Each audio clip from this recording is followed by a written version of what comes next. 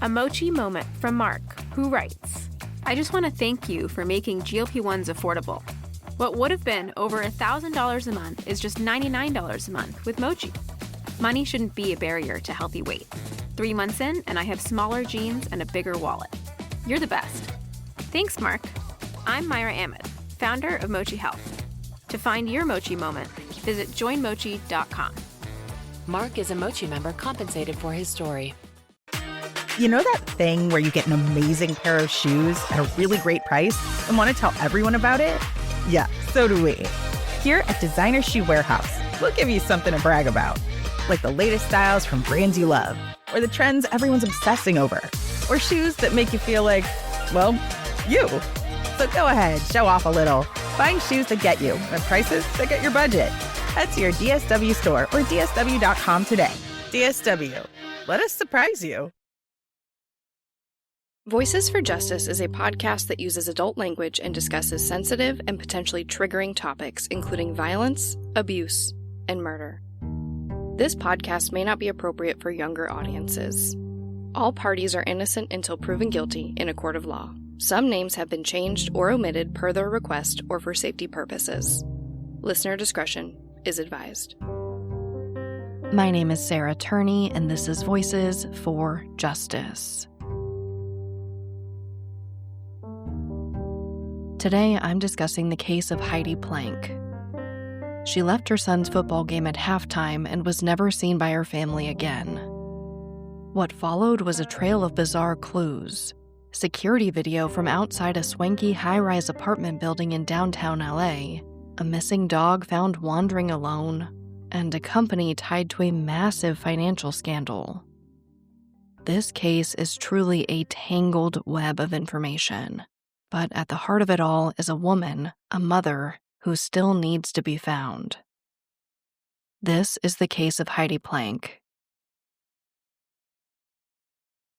It's just before 7 p.m. on Sunday, October 17th, 2021, in downtown Los Angeles. A Labradoodle named Seven is found wandering alone in the halls of the 28th floor in the luxury high-rise apartment building Hope and Flower. But luckily, he's not alone for long. While his owner isn't anywhere in sight, a couple sees Seven and takes him in. They do what I hope most people would in this situation. They take him to the vet to get him scanned to see if he's chipped, and it turns out that he was. They get his owner's information and text them, but it's radio silence on the other end. Now, either this couple was just extremely kind, Seven is an amazing dog, or both, because they keep him for 3 days before someone comes forward to claim him. That someone is a man named Jim Wayne. And this is where the couple's life really changes forever. Because when Jim comes to pick Seven up, he explains that Seven's owner, Jim's ex-wife Heidi Planck, seems to have been missing for 3 days now, since the day they found Seven. Now, I'm going to keep calling them the couple, because their names haven't been released to the media. And really, I can't blame them for wanting to stay anonymous. Because this case, Heidi's disappearance is highly suspicious, and it does include some powerful people. But I'm getting ahead of myself. This couple is stunned when they find out that Seven's owner is missing. Not only because it's obviously a very sad and strange turn of events for just two good Samaritans trying to return this dog to his owner, but also because of the heightened security measures in this particular building. Hope and Flower is named for the intersection it's located at, and it's in a pretty upscale part of LA. It's considered to be a newly revitalized area. It's essentially 2 skyscrapers with amazing views of the city and really the best amenities. The Ritz-Carlton is right there, as well as some of the most popular entertainment venues. And according to this couple, it was outfitted with some pretty strong security measures. They tell Jim that to get to the 28th floor where Seven was found, whomever he came with had to use a key card to get in the main door. Then you have to get past a security guard, then use a key card again to get past a set of double doors. And once you finally make it in the elevator, you have to use the key card again to get to your specific floor.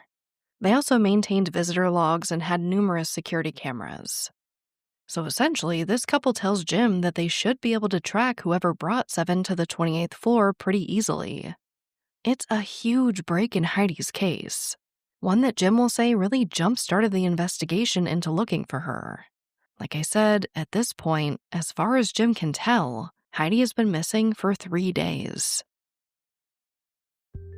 This episode of Voices for Justice is brought to you by Quince. I've been trying to be more intentional about what I wear each day. I'm leaning into pieces that feel effortless, comfortable, and still put together, and Quince has been my go-to. The fabrics feel elevated, the fits are flattering, and everything just works without overthinking it.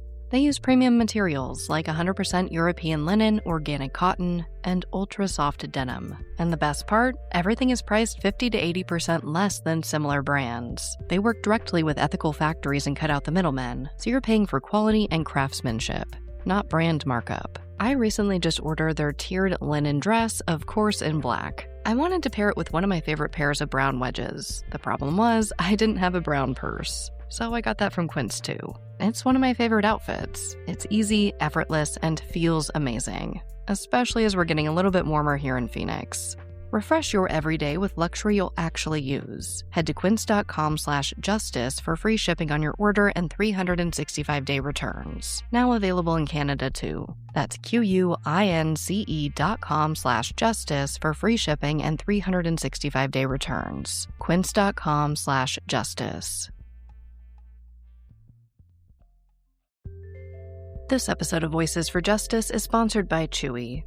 If you have pets, you probably know about Chewy, and you also know that when they say that they have everything you need to keep your pet happy and healthy, they're not messing around. To keep them happy, Chewy has over 100,000 products from all the brands my pets love at prices I love. To keep them healthy, Chewy offers pet prescriptions, pet insurance, telehealth vet visits, and they're even rolling out vet clinics across the country. I've been shopping with them for a very long time. And in addition to the auto-ship feature that gets the dog's food to them every single month, I also love to experiment with different treats. But I'm a bit picky. For me, it has to be high quality with simple ingredients. I recently picked up treats from Shepherd Boy Farms that are 100% just chicken breast. Popcorn and Heber are already obsessed. Chewy has everything you need to keep your pet happy and healthy. And right now, you can save $20 on your first order and get free shipping by going to chewpanions.chewy.com/Sarah E. Turney. That's chewpanions.chewy.com/Sarah E. Turney to save $20 on your first order with free shipping. chewpanions.chewy.com/Sarah E. Turney. Minimum purchase required. New customers only. Terms and conditions apply. See site for complete details. 39-year-old Heidi Planck was last seen on Sunday, October 17th, the day her dog Seven was found. Earlier that day, she was seen leaving her townhouse in the West LA neighborhood of Palms. The surveillance system on her home captures her walking out of her front door with Seven, turning around to lock the door, and getting into her gray Range Rover. She's wearing jeans, a white top with a smiley face on it, with a gray sweater tied around her waist, and sandals. She's also carrying a cell phone, what looks like coffee in a cup, and she has a black crossbody purse on.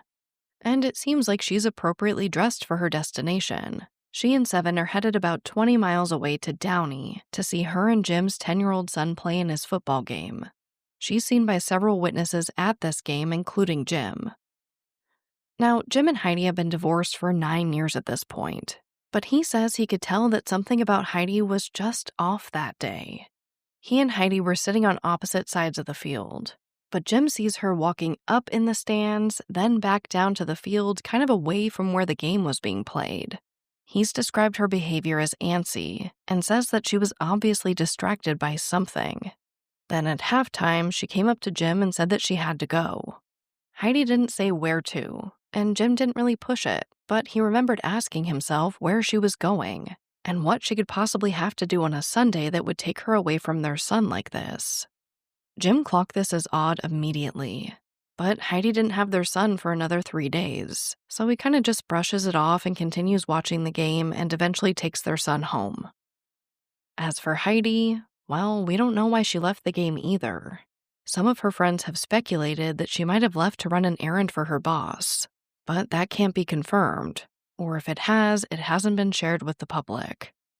But her friends know that her job as a financial controller at Camden Capital Partners was very demanding. Like your boss says jump and you say how high type of demanding.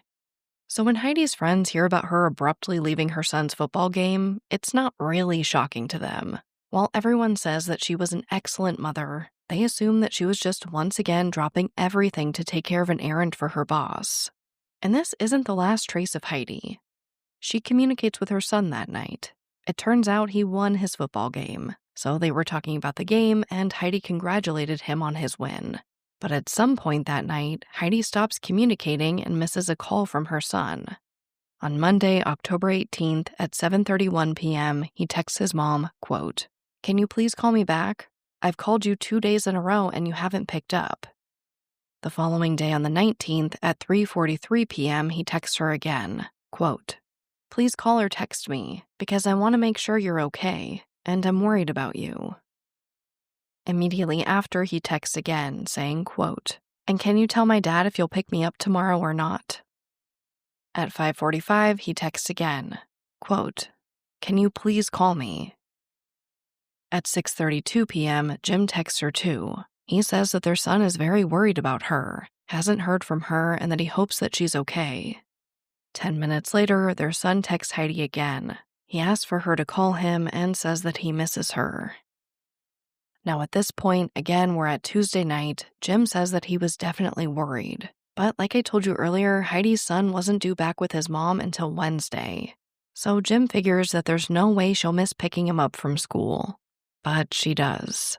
On Wednesday the 20th at 3:05 p.m., her son texts her again, quote, "Can you please call me? I'm with my dad." He also texts her again later, saying that he hopes that she's okay and that he loves her. It really is just heart-wrenching to read these texts. And at this point, Jim knows that there's no denying that something is seriously wrong here. He and their son go right from the school to the West Los Angeles police station to file a missing persons report for Heidi. And according to reporting by LA Magazine, at the same time, one of Heidi's friends went to her home to check on her. Heidi's Range Rover was not in the driveway, and her dog Seven was nowhere to be found. But nothing appeared to be out of place inside. Nothing appeared to be missing, and it didn't look like there were any obvious signs of a struggle. But they did find her work cell phone and laptop. It looked like Heidi never came back home after leaving the football game. The following day, Jim began calling Heidi's friends, her boyfriend, and her boss. He also asked the police to perform a welfare check at Heidi's home, but again, she and Seven weren't there, and nothing appeared to be out of the ordinary. Jim is really doing the legwork at this point. He also goes to Heidi's home on multiple occasions and begins trying to access her electronic devices to see if he can track her whereabouts. He starts with Heidi's Range Rover.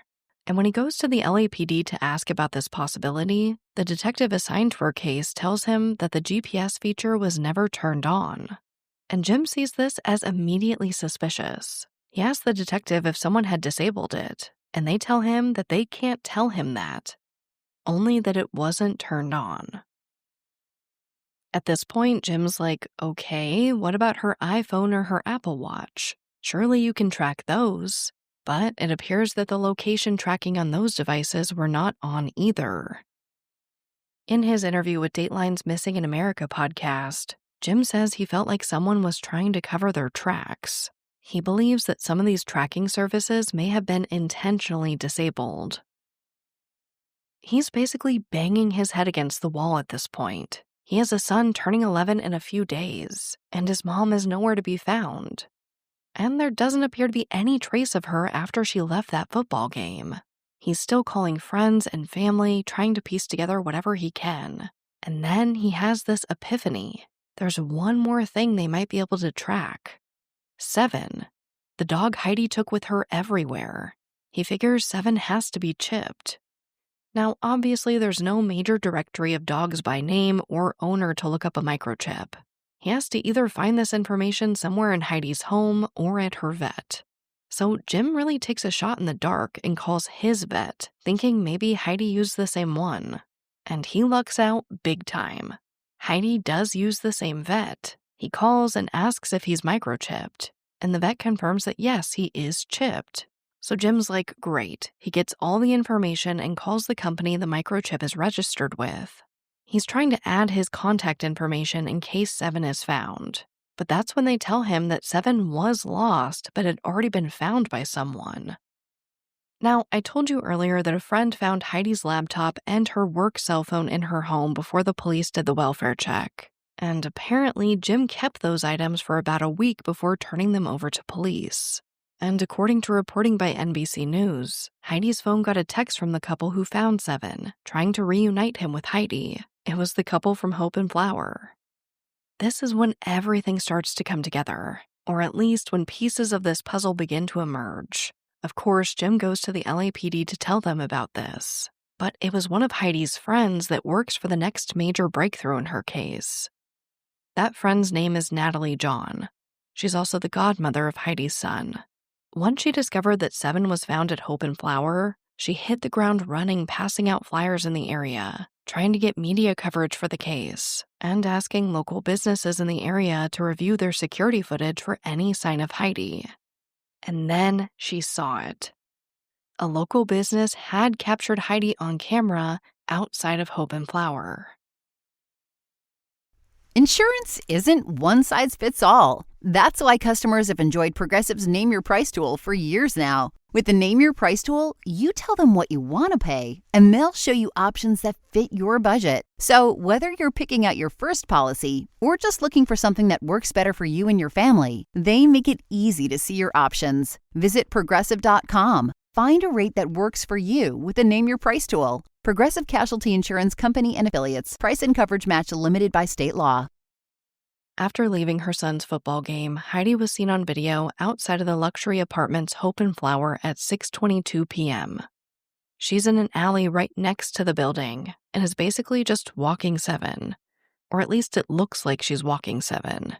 You can see the video for yourself on our website, voicesforjusticepodcast.com. But this is what I see. She's in the same outfit she was wearing at the game. But she doesn't have all the same accessories on. In the video, she's clearly missing the gray sweater she had tied around her waist and the black crossbody purse she was wearing earlier. But everything does seem fine. She doesn't seem upset, she's not running from anyone. It just looks like she's walking her dog. And that's really it. But this is crucial, because the couple reported finding Seven just 30 minutes after Heidi was captured in this video. Again, obviously, Jim and Natalie tell the police all of this information. So the LAPD goes to Hope and Flower to request access to their security footage. And the owners tell them no. They were not willing to cooperate in the investigation in any way at this point. So the LAPD goes to a judge and returns with a warrant. That's when they finally confirm that Heidi did enter Hope and Flower with Seven. So sometime between 6:22 p.m. and about 7 p.m., Heidi goes into Hope and Flower, and somehow Seven gets loose on the 28th floor while Heidi is nowhere to be found. That is a tight window.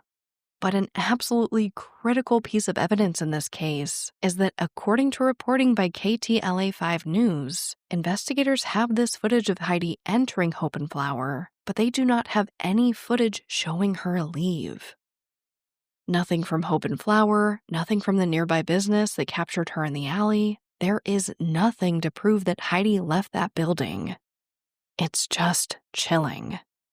So, of course, investigators want to know why Heidi was at this random apartment complex. But just like we don't know why Heidi left her son's football game, we don't really know why she was at Hope and Flower either. At least not for sure. Jim says that as far as he knew, Heidi didn't have any connections to the building. And their son said the same. Now, while investigators are trying to find out why Heidi may have been at Hope and Flower, there are a few more developments. On October 26, Jim files for full custody of his and Heidi's son, and he wins. He argued that Heidi was missing and was seeking sole custody to enroll their son in therapy. It's really through these court documents that we learn a lot about Heidi's last communication with her son that I told you about earlier. Just 3 days later, on the 29th, federal investigators and detectives from the LAPD serve search warrants on Heidi's home. There's actually a video of this. Or at least them entering. They go in, literally guns drawn. According to reporting by CBS Los Angeles, a source told them that they went in expecting to possibly find Heidi deceased. which is one reason they may have gone in ready to find some type of dangerous situation. But there's also something else that I haven't mentioned yet. Now, I told you that Heidi worked as a financial controller at Camden Capital Partners. What I haven't told you yet is that they were under investigation when Heidi went missing. And according to reporting by LA Magazine, the address registered for the company was Heidi's townhouse. And if that wasn't scary enough, public records showed that Heidi was the only employee listed. This case really is a tangled web, so stick with me here. Let's discuss this company and what we know about it. Camden Capital Partners has been described as a small investment advisory firm. And like I said, Heidi said that she was the financial controller. She'd been working there since 2017, so about 4 years before she went missing. But according to Jim, Heidi just wasn't qualified to be a financial controller of any company. It's not that she isn't smart or capable, it's just a very high-up position that she didn't have experience for. She'd never held a position like that previously, and didn't have a degree in accounting and wasn't a CPA. He also says that the only explanation he had for the high-end lifestyle that Heidi was living in LA was that her boss, quote, floats her money when they close a deal, end quote. So who is this boss? Well, the managing partner was a man named Jason Sugarman. Heidi's friend Natalie said that Heidi went above and beyond for Jason Sugarman, doing everything from picking up his kids, collecting money, handling his taxes, and his LLCs. She was basically his right-hand person. But things weren't going so well in the office before Heidi went missing, and they really hadn't been for a while. The SEC charged Sugarman and his business partner, Jason Galanis, with securities fraud in 2019. And now, in 2021, they were under investigation again. Jason Sugarman was essentially accused of defrauding his clients. In one instance, it was reported that he was accused of defrauding a Native American tribe's pension fund, reportedly taking up to $43 million, according to reporting by KTLA 5 News. So this is a huge deal. The company was officially under federal investigation. Now, we know that the LAPD had access to security footage from Heidi's townhouse. And not only did they find video of Heidi leaving before the football game, they also found footage of Jason Sugarman at her home after she was last seen on October 17th. Now, unfortunately, reporting does differ here, but within a few days of Heidi going missing, he's seen ringing her doorbell, and he's holding a box of pastries. Obviously, no one answers, so he just leaves the box on her doorstep. Why he does this is just another mystery in this case. But Jim says that Jason Sugarman really wanted whatever company property may have been in Heidi's home, specifically a company laptop, which would make sense for a man being investigated like he was. Jim says that on the day Sugarman left the pastries, his assistant called him again to ask about a company laptop that may be inside Heidi's home. And according to Jim again, said specifically that Sugarman believed that there was sensitive information on it. They also said they believe Heidi may have fled with some of the company's money, which I guess would warrant a visit with pastries. I can't piece those things together. But for the record, Jim does not believe this, and said he has a hard time in general believing that Heidi would steal like that. Either way, Heidi's disappearance is now pretty much also linked to this federal investigation. So really, it's just another layer as to why the LAPD may have come in, guns drawn, with warrants to search Heidi's townhouse. And they do end up finding and taking at least one company laptop found inside, along with some files and boxes of undisclosed evidence. We also know that they dusted for fingerprints. But as far as we know, not much else has come of that, or if it has, they haven't told the public. But then, a few days later on November 4th, there's another huge breakthrough in the case. They find Heidi's Range Rover in a place that no one could have expected. What they did to your family, you're lucky to make it out alive. Streaming on Peacock. These men are going to come after me. Taking them out is my only chance. Put a bullet in her head. From the co-creator of Ozark. Looks like a family was running drugs. Execution-style killing, it's rare for the Keys. And it leads on who they might have been running for. The cartel killed my family. I'm gonna kill them. All of them. MIA. Streaming now. only on Peacock. About 2 weeks after Heidi Planck went missing, her Range Rover was found in an underground parking garage a few blocks from Hope and Flower on November 4th. But what, if anything, was found in or around it is unclear. I know I keep saying it, I'm sorry, but that's the truth. I mean, I have to imagine that they did some type of forensic testing on it. But again, if they haven't disclosed that to the media. According to reporting by NBC Los Angeles, detectives found and quietly impounded it to search for more evidence. And this was a big day for Heidi's case, because while none of this was known to the media at this time, they were also back at Hope and Flower looking for more evidence related to her disappearance. And they find something huge. But again, none of this is revealed for a few weeks, until detectives with the LAPD's Robbery Homicide Division told the public that forensic evidence was found inside the Hope and Flower apartment building that led them to believe an incident occurred which resulted in Heidi's death. And that they know one or more individuals who were in the apartment building that day know what happened to her. Well, obviously it's great that there's been progress in the case. It is the worst possible outcome for any missing persons case.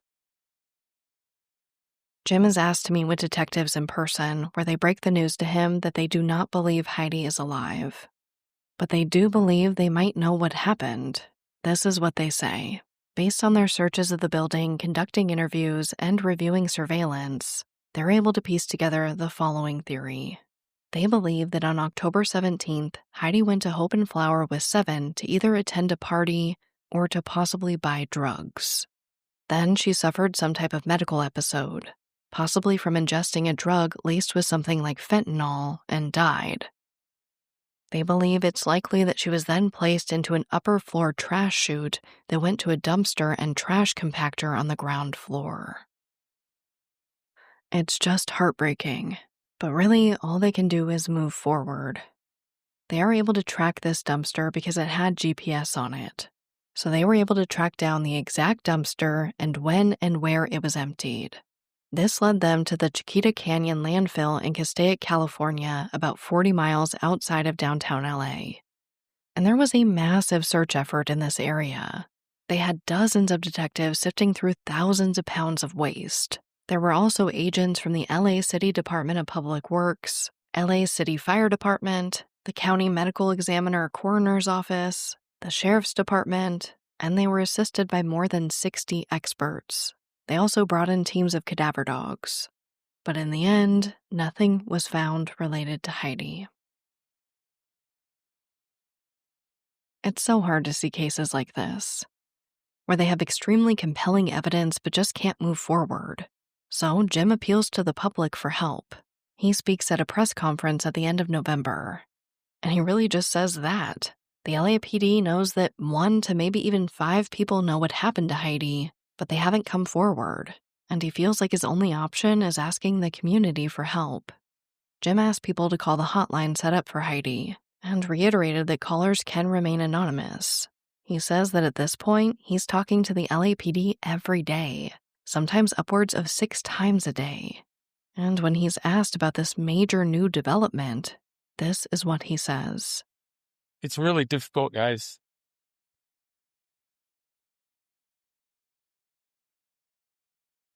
Because we all cared for Heidi a lot. I'm her ex-husband and I'm doing this. We have a child together.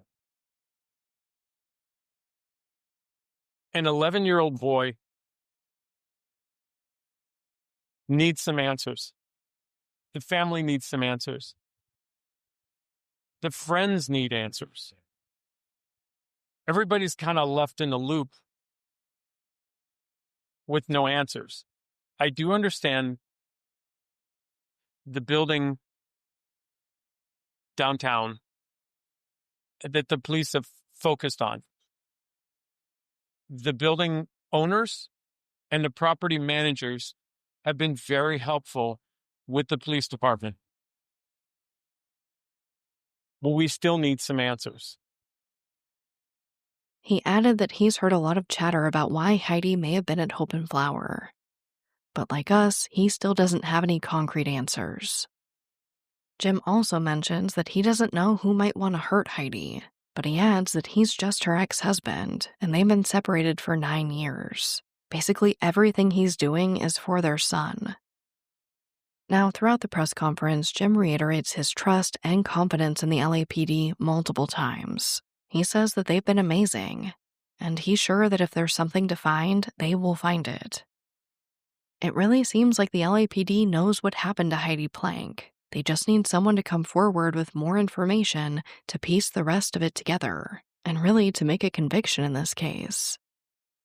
Now, I do want to talk about some of the things that Heidi's loved ones have said about her and her history in relation to these claims that she was possibly buying drugs.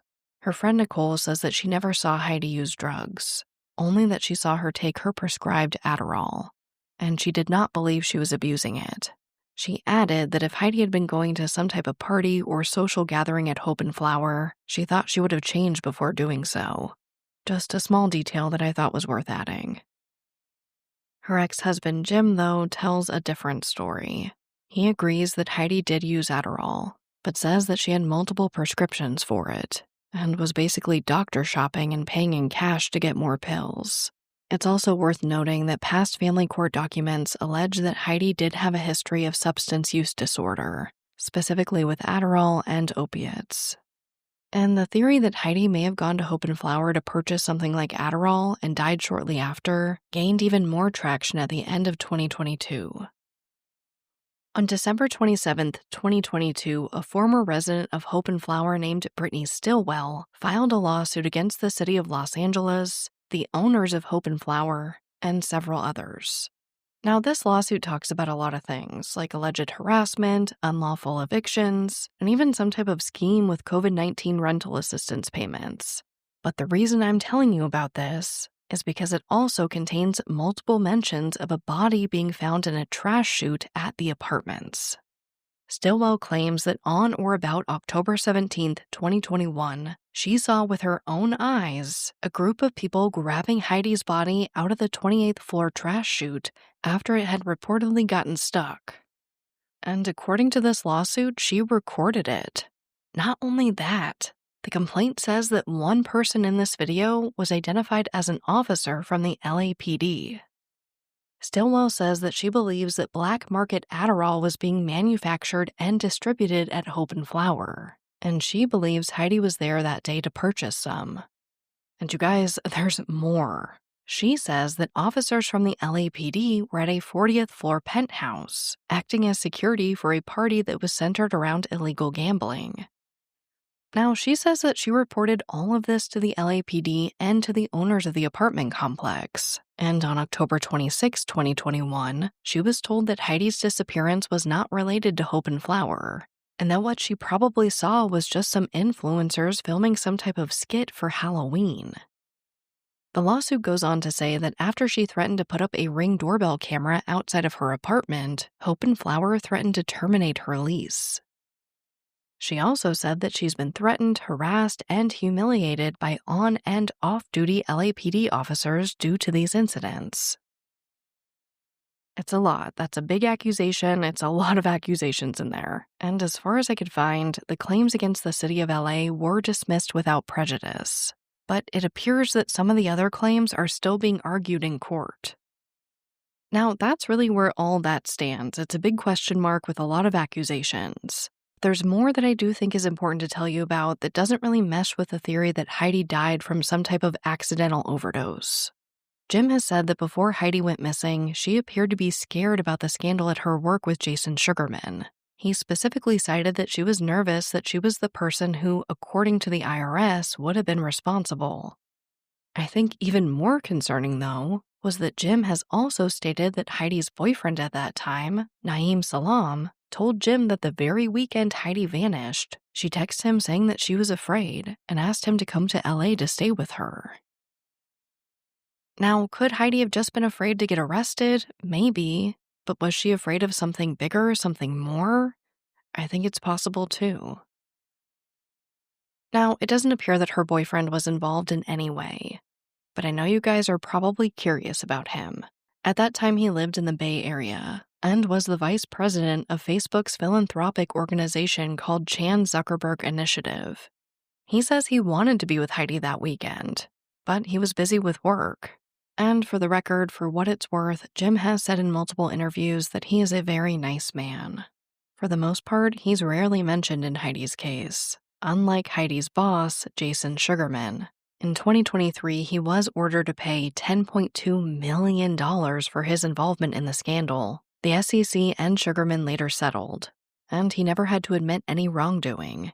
However, he has since been barred from association with any broker, dealer, investment advisor, etc. Essentially, he's barred from continuing his business, but he does have the right to reapply for re-entry in 2026.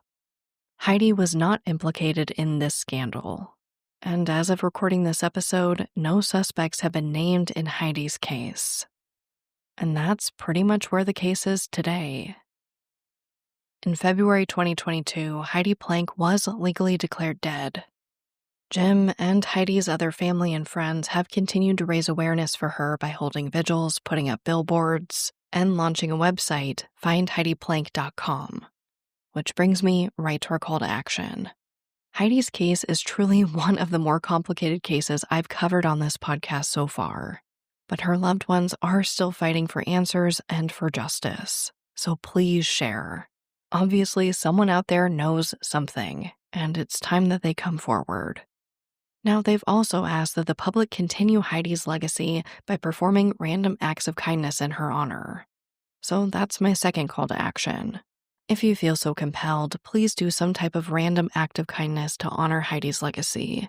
Whether that's paying for the person behind you in the drive-thru, giving someone a sincere, nice compliment, or making a donation to an organization in need, I think it's a beautiful idea to try to make this world just a little bit better in Heidi's name.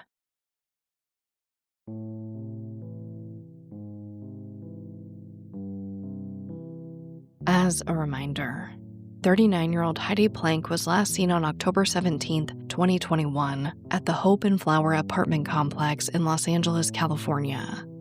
Authorities do believe that she is deceased, and that one or more individuals know what may have happened to her. She was 5'3" with blonde hair and blue eyes, and she weighed approximately 120 pounds at the time that she went missing. Anyone with information is asked to call the Los Angeles Police Department Missing Person Unit at 213-996-1800. If you'd like to remain anonymous, you can also call the LA Regional Crime Stoppers at 1-800-222-8477. But as always, thank you, I love you, and I'll talk to you next time. Voices for Justice is hosted and produced by me, Sarah Turney, and is a Voices for Justice media original. If you love what we do here, please don't forget to follow, rate, and review the show in your podcast player. It's an easy and free way to help us and help more people find these cases in need of justice.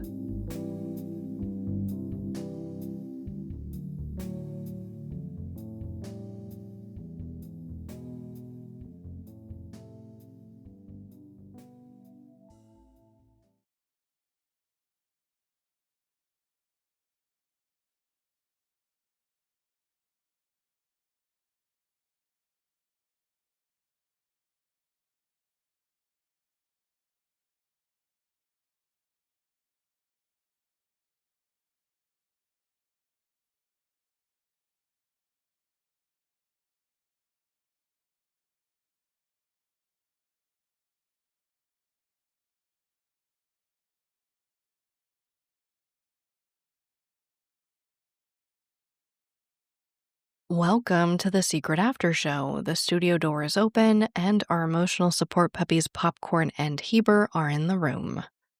Let's talk about the case. Like I said, this one was really tangled, but also feels very clear, if that makes sense. It was just, there were a lot of different things to present when it came to her history with the job scandal, with Hope and Flower. I mean, the lawsuit itself was like hundreds of pages, absolutely insane, but it is, I feel, a very solvable case. It feels very obvious that they know who may have been involved, and how many people may have been involved. I mean, they have to know using key cards. There has to be so much information in this case that they are not telling the public. I just really hope, because it is, somewhat newer, it only happened a few years ago, that they will finally be able to make a conviction sometime in the near future, I should say. But on to media discrepancies. There were a few that were difficult to navigate, a lot with the dates. And I did address that in the episode. And also, like, which laptop was found when did Jim turn in the laptop? And I'm sure Jim has all those answers, you know what I mean? And maybe it doesn't matter that much. Those are just things that I like to get right. But it was, it was difficult to follow in the media for sure. But this case did get a decent amount of media coverage. And I will say that Jim was involved in a lot of it, which did make it easier. But this is Jim, like, telling his story, and it makes total sense that he doesn't speak in a timeline like I'm looking for, right? On this date, this happened, and this item I had at this time. That makes total sense to me. So unfortunately, there were quite a few media discrepancies in this one. But in the end, like, when I was in doubt, I just went to Jim. And I will say that his interviews were incredibly helpful in creating this episode. Which brings me right to the heroes of this episode. Of course, one is Jim. For him being the ex-husband, I feel like, they get a bad rap sometimes. And, I'm not gonna lie, rightfully so. But Jim really was the propelling force in this a lot of the time. He's not the only one. But he certainly was in the media a ton. He was really pushing this forward. And it was just, really heartbreaking to see him keep going out there and keep fighting for Heidi. The next hero of this episode is Natalie for finding that security footage of Heidi in the alleyway. That really gave a concrete timeline for this case. And I think, like Jim, it was one of those things that just pushed it forward.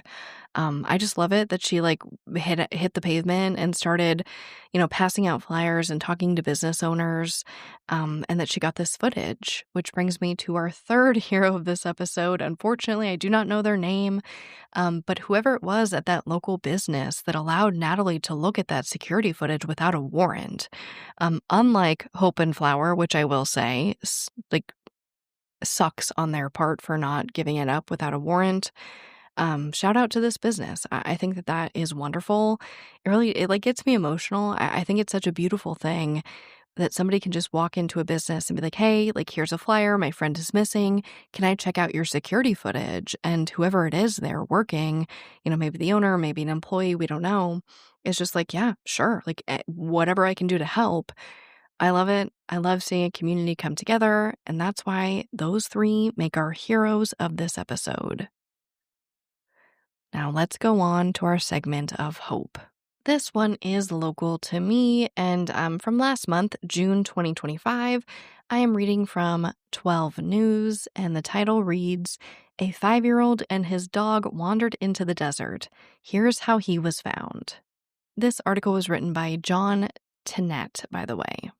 And it goes on to read, tragedy was averted last week when search and rescue teams successfully found a little boy that had wandered into the Arizona desert with his dog.